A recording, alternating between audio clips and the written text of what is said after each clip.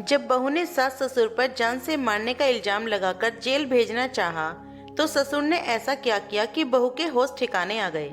मालती जी hall में रोब के साथ अपनी कुर्सी पर पैर फैलाए बैठी हुई थी कि तभी वहां एक पुलिसकर्मी आकर उनसे बोला, मैडम आप यहाँ से खड़ी हो जाइए और बाहर लाइन में लग जाइए।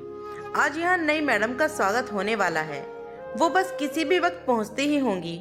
उस इंस्पेक्टर के इतना कहते ही मालती जी ने उसकी तरफ तुनक कर देखा और बोली, हाँ तो मैं कौन सा उनको आने से रोक रही हूँ। मालती जी करते हुए बोली, मैडम प्लीज आप समझने की कोशिश कीजिए, आप बाहर चली जाइए वरना मेरी नौकरी तो जाएगी ही और साथ में आप भी। इतना बोलकर उस पुलिसकर्मी ने मालती जी का हाथ पकड़कर कुर्सी से उठाया और उन्हें एक तरफ ले जाकर खड़ा कर दिया। तभी उस नए प्रभारी मैडम जी ने जैसे ही अपनी गाड़ी से उतरकर हॉल में प्रवेश किया तो अंदर मौजूद पुलिस कर्मियों की तालियों की गड़गड़ाहट से पूरे हॉल में गूंज उठा। उस नई प्रभारी मैडम को देखकर रण सिंह जी की आंखें भर आई। उनका दिल कह रहा था कि अभी उस मैडम के पैरों में गिरकर अपने गुनाहों की माफी मांग ले, पर फिर कुछ सोचकर उनके कदम पीछे ही रुक गए। तो दूसरी तरफ उस दृश्य को देखती मालती जी की आंखें फैलकर चौड़ी हो चुकी थी। उनको तो ऐसा लग रहा था जैसे उनको किसी ने बिजली का झटका लगा दिया हो। सारे ग्रह उनकी आंखों के सामने उन्हें घूमते हुए नजर आ रहे थे। उस मैडम का वो चेहरा मालती जी को अतीत की तरफ ले जाने पर बार बार मजबूर कर रहा था। शादी की सभी रस्में पूरी हो चुकी थी और दुल्हन और दूल्हा को अंदर ले जाया जा रहा था। ऐसे कैसे कर सकते हैं ये सब, पहले तय करना चाहिए था आपको। यह आवाज दुल्हन की माँ की थी जो हाथ जोड़कर दूल्हे की माँ से विनती कर रही थी। अरे इसमें तय क्या करना है, ये कोई कहने की बात है। ये सब तो सभी लड़की वाले करते हैं। लड़की की माँ छोटा सा मुंह लेकर रह गई। हर एक मेहमान की नजर उन पर आकर जम गई थी। उनकी आवाजें वहाँ सभी ने सुनी। दुल्हन बनी गोरी भी पीछे मुड़कर अपनी माँ को देख उनके बेबस चेहरे को निहार रही थी। क्या हुआ मम्मी? गोरी को कुछ आशंका हुई। उसने नजदीक आकर अपनी माँ से पूछा, लेकिन उसकी माँ तो जैसे अब बोलने की स्थिति में ही नहीं थी। ये क्या बताएगी, मैं बताती हूँ। एक कार के लिए और साथ में 5 लाख रुपए के लिए कहा तो इन्हें बुरा लग गया। दूल्हे की माँ मालती जी ने मुंह बनाते हुए कहा, आंटी जी कार और रुपये क्या इतनी छोटी सी चीज है जो कहते ही मिल जाए, और कार मांगने का क्या मतलब है? दुल्हन ने भी अपनी सास मालती जी से पूछा। मतलब अरे लड़के वाले हैं हम, कुछ इज्जत नहीं है क्या हमारी? मालती जी ने आंखें निकालकर कहा। तभी लड़की के पिता आगे आए और हाथ जोड़कर बोले, बहन जी सबके सामने तमाशा बन रहा है और शादी भी हो चुकी है। प्लीज अब ऐसा मत कीजिए, मैं कहीं मुंह दिखाने के लायक नहीं रहूंगा। दुल्हन के पिता गिड़गिड़ाते हुए उनसे मनोहार कर रहे थे। मेरा लड़का इतना काबिल है तो इतना भी नहीं मिलना चाहिए क्या? हमने भी तो अपने दामाद को 8 लाख और कार दी है, पूछ लीजिए चाहे। मालती जी इतराते हुए पास खड़े अपने बेटी दामाद की तरफ इशारा करते हुए कहा, आंटी जी आपका बेटा काबिल है तो बाजार में बोली लगाओ इसकी। आपकी हैसियत होगी कार देने की, हमारी तो नहीं है। हम पहले ही बता चुके थे। और क्या आदमी है आपका बेटा? आप हमारी बेइज्जती कर रही हैं, शादी तोड़ रही हैं और इसकी गिन्नी बनी हुई है। गोरी ने मालती से रोहन की तरफ इशारा करते हुए कहा। और अब आपने आगे कुछ और कहा तो आप अच्छे से जानती हैं हम लड़की वाले क्या कर सकते हैं। हमारी चुप्पी को हमारी कमजोरी समझने की कोशिश मत करना, गोरी ने सभी मेहमानों के सामने गुस्से में दहाड़ते हुए कहा। गोरी के पिता ने उसको चुप करने का इशारा किया और फिर से मालती जी के हाथ जोड़ने लगे। प्लीज मत कीजिए ऐसा, इज्जत तो दोनों परिवारों की है। अरे ब्लैकमेल मत करो हमें, समझे? अपनी लड़की को देखो कितना मुंह चला रही है। लग तो नहीं रहा कि इसकी शादी अभी अभी हुई है। ये बोलने में कितनी एक्सपर्ट है। मालती जी भी अकड़ते हुए बोली, एक्सपर्ट तो मैं बहुत चीजों में हूँ, दिखाऊं क्या? गोरी जो कि कुंफी सीखी हुई थी उसी अंदाज में आगे आकर बोली, हे भगवान अभी यह हाल है इस लड़की के, तो आगे क्या होगा? चल बेटा यहाँ से जल्दी चल, यहाँ कोई शादी नहीं हुई है। दूल्हा यानी रोहन की माँ मालती ने दूल्हे का हाथ पकड़कर खींचा और उसके पिता की तरफ देखते हुए कहा, तुमने अलग से कहना पड़ेगा क्या? निकलो इन नीच लोगों के बीच से। आंटी जी नीचता आप में है, हम में नहीं। शादी तोड़कर आप जा रही हैं दहेज की खातिर, जल्दी से जाइए। हमें भी आप जैसे लालची लोग नहीं चाहिए। पीछे से दुल्हन यानी गोरी ने आवाज देकर कहा, मम्मी मेरी बात तो सुनो, शादी हो चुकी है, ऐसा कैसे कर सकती हैं आप? लेने के देने पड़ जाएंगे। इस बार रोहन ने अपनी माँ मालती को समझाने की कोशिश की, साथ ही उसकी बहन ने भी अपनी माँ को समझाने की कोशिश की, मगर मालती कुछ सुनने को तैयार ही नहीं थी। अब उसने इज्जत को अपना मुद्दा बना लिया था।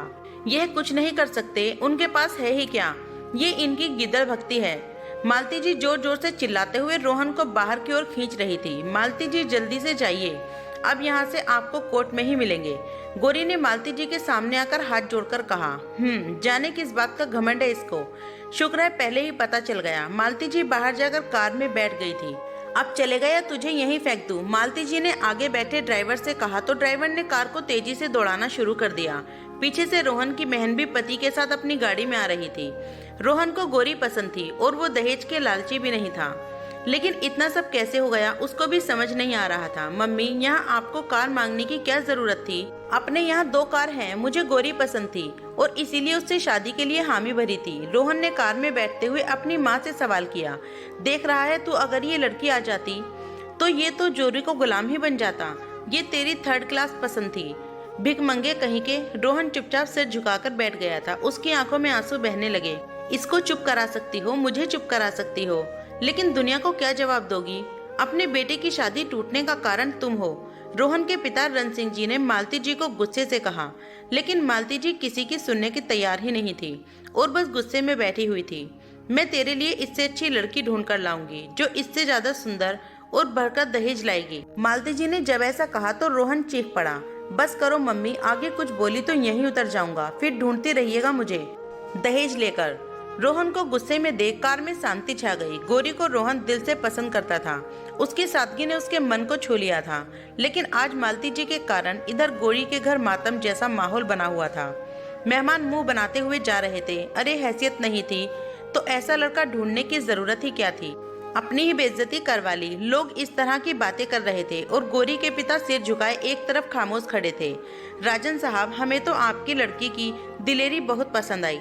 अगर मेरे एक भी लड़का होता तो इसकी बारात लौटने ही नहीं देता, इसकी शादी उससे करा देता। पास में ही रहने वाले राघव जी ने कहकर गोरी के पिता को दिलासा देने की कोशिश की, लेकिन अब राजन जी के मुंह में कुछ कहने को एक शब्द भी नहीं था। जिनकी बेटी की बारात इस तरह लौट गई वो भला क्या कहेगा? सभी लोग जा चुके थे और गोरी भी परिवार के साथ मंडप से घर आ चुकी थी। अब रात के 4 बज रहे थे और अगला दिन बस उजाला बिखरने ही वाला था। मम्मी पापा, लीजिए दूध पी लीजिए और यह खा लीजिए। सुबह से कन्यादान के लिए व्रत किया हुआ था आपने, भूखे होंगे, खा लीजिए। गोरी ने घर आकर दुल्हन का लिबास उतारकर एक तरफ रखा और उसके बाद पहले माता पिता को कुछ खाने को दिया। गोरी की माँ गोरी को गौर से देख रही थी। सबसे बड़ी बेटी और घर की पहली शादी है, अब लोग थूकेंगे हम पर, और छोटी की शादी कैसे होगी कहकर गोरी की माँ अपने आंसू नहीं रोक सकी और पल्लू से अपने बहते आंसू पोंछने लगी। मम्मी, कोई नहीं थूकेगा, बल्कि बेइज्जती तो उनकी हुई है। आपकी बेटी हिम्मत वाली है, अच्छा है शादी नहीं हुई, नहीं तो यह बाद में न जाने क्या क्या मांगते। गोरी के समझाने के बाद भी उसके पिता अपना अपमान बर्दाश्त नहीं कर सके और उसी रात उनकी हार्ट अटैक से मृत्यु हो गई। गोरी के ऊपर तो जैसे पहाड़ ही टूट गिरा था। बड़ी मुश्किल से पूरे परिवार को संभाला और अपने मन ही मन एक कसम ली कि वह कुछ ऐसा करेगी जिससे रोहन का परिवार अपमान करने पर पछताएगा। एक दूसरे को सब हिम्मत दे रहे थे, मगर इस नीच समाज का अगले दिन सामना भी करना था। अगले दिन से ही लोगों में और रिश्तेदारों में खबर आग की तरह फैल गई। दिन भर सबके फोन बजते रहे और घर में लोगों का आना जाना लगा रहा। लोग कहानी को सुनने आ रहे थे और सामने दिलासा देकर बाहर जाकर बातें कर रहे थे। इस सब से परेशान होकर गोरी कुछ दिन के लिए परिवार को लेकर बाहर चली गई और वहां जाकर वापस अपनी पढ़ाई शुरू कर दी। और उधर मालती जी ने रोहन की शादी एक अमीर खानदान की लड़की ढूंढकर कर दी। खूब भर भर कर दान दहेज मिला था। खूबसूरत बहू और गहने, कार, पैसा जैसे देखकर मालती जी फूली नहीं समा रही थी। लेकिन मालती जी की बहू दिशा उनको नीचा दिखाने लगी, रोज ताने मारती। किसी तरह से 1 साल बीत गया, लेकिन मालती की बहू दिशा मालती से तंग थी। दिशा मालती जी को देखना भी पसंद नहीं करती और रोहन से कहती, देखो रोहन, तुम अपनी मम्मी से कह दो कि इनके फ्रेंड्स आया करें तो खुद उनकी सेवा करें। मुझे मेरे कहीं आने जाने पर रोक पसंद नहीं, मुझे कभी किसी ने मेरे घर में नहीं रोका। दिशा ने रोहन को गुस्से से कहा, तो क्या हुआ, देर तक बाहर रहोगी तो मम्मी पूछेंगी ही, वो बड़ी हैं। रोहन ने समझाना चाहा, मगर दिशा ने घर सर पर उठा लिया।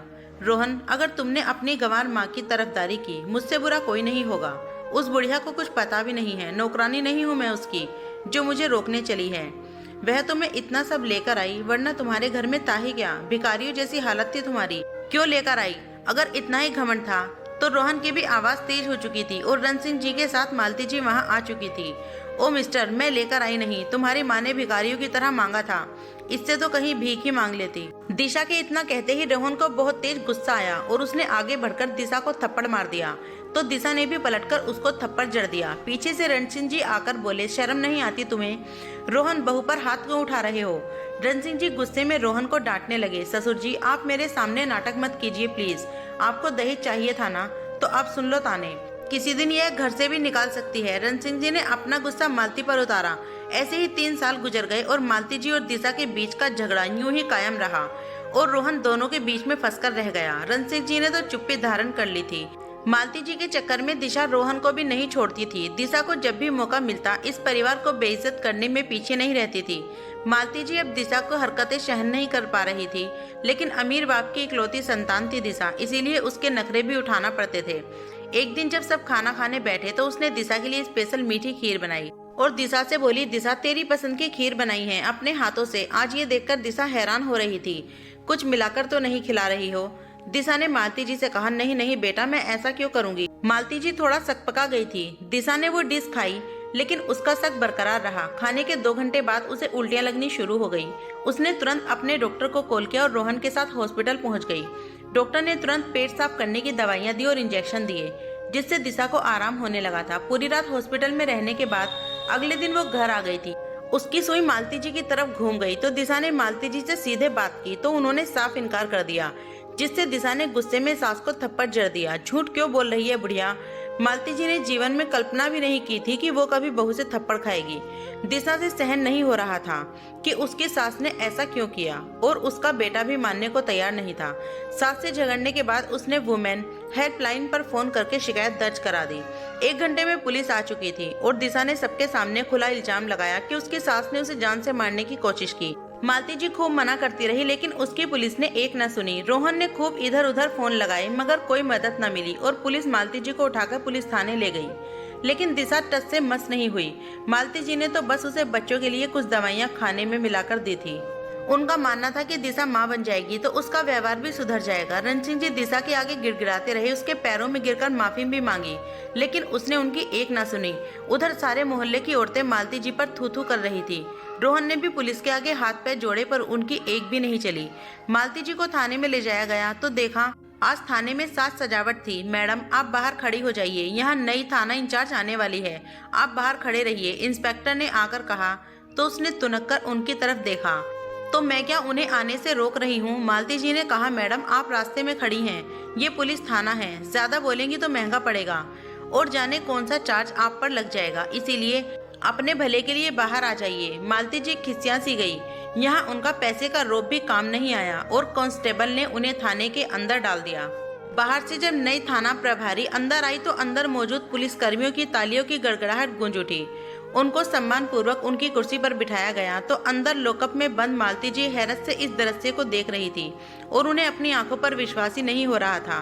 तभी नई थाना प्रभारी को थाने की पूरी व्यवस्था थमा दी गई तो अंदर बंद मालती जी थर थर कांपने लगी। इंस्पेक्टर उनको बाहर लेकर आओ। उस थाना प्रभारी के कहने पर मालती जी को बाहर लाया गया और सामने खड़ा कर दिया गया। कैसा लग रहा है जी? तो मालती जी ने अपनी नजरें झुका ली। तुम पुलिस में गोरी? रोहन से रहा नहीं गया तो वो बोल पड़ा, शुक्र है तुमने मुझे पहचान तो लिया। वो हाँ इसीलिए पहचाना ना कि अब मैं इन्हें बाहर निकलने में आपकी मदद कर दूं। सामने खड़ी नई थाना प्रभारी गोरी थी, जिसने अच्छे अंक से एग्जाम पास करके यह पद हासिल किया था। बेटा तुम तो जानती हो हम ऐसा नहीं कर सकते, यह हमारी बहू गलत इल्जाम लगा रही है। मालती जी आगे बढ़कर हाथ जोड़कर गिड़गिड़ाते हुए बोली, आप क्या कर सकती हैं क्या नहीं, यह मुझसे बेहतर कौन जान सकता है आंटी जी। आज उसका बदला पूरा हो गया था जिसे उसकी सास ने ठुकरा दिया था। वो इतना ऊंचा मुकाम हासिल करके सबके सामने रोब से खड़ी थी। दिशा ने देखा तो सोचा कि उसका पलड़ा भारी है और 2 नकली आंसू निकालने लगी। मैडम मेरे पति मुझे बहुत मारते हैं और सास तो खाना तक नहीं देती। इन्होंने मेरे खाने में न जाने क्या मिला दिया कि मैं मरते मरते बची हूँ। आप इन्हें जेल में डाल दीजिए, आप इन्हें बिल्कुल मत छोड़िएगा, जितना पैसा कहेंगी मैं आपको दूंगी। दिशा नकली आंसू बहाकर कह रही थी, जो गोरी को भी समझ आ रहा था। आप जितने पैसे लेंगी मैं देने के लिए तैयार हूँ, दिशा ने कहा। गोरी ने एक तमाचा खींचकर दिशा को जड़ दिया और बोली, मैडम ये पैसों का रोप कहीं और जाकर दिखाइएगा, यहाँ आपके बाबू का महल नहीं है और ना आप यहाँ की रानी हैं, समझी? चुपचाप खड़ी रहिए। रण सिंह जी आंखों में आंसू भरकर बोले, बेटा तुम्हें देखकर बहुत खुशी हो रही है आज, पर एक बार इस बूढ़े पर तरस खाकर मेरी बात सुन लो। गोरी को उन पर दया आई तो वो शांति से बैठकर रणसिंह जी की सारी कहानी सुनने लगी। मालती जी ने गिड़गिड़ाते हुए गौरी के पैर पकड़ लिए। बेटा, मुझे माफ कर दो उस दिन के लिए, मैं गलत थी, मैंने तुम्हारे साथ बहुत गलत किया, इससे मुझे बचा लो। मालती जी की आंखें आंसुओं से भरी हुई थी और हाथ जोड़े रोते हुए बराबर गौरी की तरफ देख रही थी। गौरी, मुझे माफ कर दो, उस दिन मैंने तुम्हारा साथ नहीं दे सका, मुझे भी सजा मिल गई है। रोहन ने भीगी आंखों से माफी मांगी। वैसे जो हुआ था अच्छा हुआ था, नहीं तो मैं आज यहाँ नहीं बैठी होती।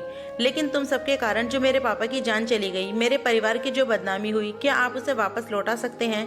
गौरी उन दिनों को याद करके भावुक हो गई थी। रणसिंह जी ने मालती के साथ उससे फिर से माफी मांगी। बेटा, जो हुआ, वो वापस नहीं आ सकता, लेकिन इस पिता ने हमेशा तुम्हें अपनी बेटी जैसा माना। वो बात अलग है कि मैं तुम्हें अपने घर की बहू से बेटी बनाने का सौभाग्य हमने खो दिया, पर आज ये लाचार बाप तुम्हारे आगे भीख मांग रहा है। गौरी ने सारे मामले की जांच की और रणसिंह जी पर दया खाकर मालती जी की जान बचाई और दिशा को जमकर फटकार की। दोबारा ऐसा किया तो उसे जेल की हवा खानी पड़ेगी। पता चला दिशा घर छोड़कर किसी अमीर लड़के के साथ चली गई है। मालती जी आज पछता रही थी जब उन्होंने गौरी जैसी लड़की को ठुकराकर अपने बेटे की शादी दिशा से करवाई थी। रोहन अभी भी गौरी को नहीं भूला था। अपने बेटे की हालत देखकर रणसिंह जी और मालती जी गौरी के घर पहुंच गए। गौरी आज भी उन लोगों को अपने पिता के मौत के जिम्मेदार मानती थी। उसने उन लोगों को सजा से तो बचा लिया था, लेकिन अभी तक उन्हें माफ नहीं किया था। जब जब उसे अपने बेबस पिता का वो गिड़गिड़ाता हुआ चेहरा याद आता तो उसकी आंखों से खून के आंसू बहने लगते थे। गौरी हाथ जोड़कर बोली, माफ करना, लेकिन मैं यह शादी नहीं कर पाऊंगी। मैं जब जब तुम लोगों को अपने सामने देखूंगी, मुझे मेरे माता पिता की बेबसी याद आएगी। रणसिंह जी मालती जी को खाली हाथ लौटना पड़ा। दुल्हन ही दहेज है, ऐसा यूं ही नहीं कहा जाता है। अपना सब छोड़कर दूसरे घर में जाने वाली लड़की खुद किसी संपत्ति से कम नहीं होती, लेकिन ऐसे में अलग से दहेज की मांग कर लोग ऐसी सोच को बढ़ावा देते हैं। यह समाज में फैली एक कुरीति है। इसका अंत ऐसे ही होना चाहिए। बेटी को ही प्यार और सम्मान देकर अपने घर का सदस्य बनाएं। तो दोस्तों, आप सबको क्या लगता है, गौरी ने उन्हें माफ करके सही किया या गलत? कमेंट करके जरूर बताइएगा। Thanks for watching, like and subscribe. Bye bye.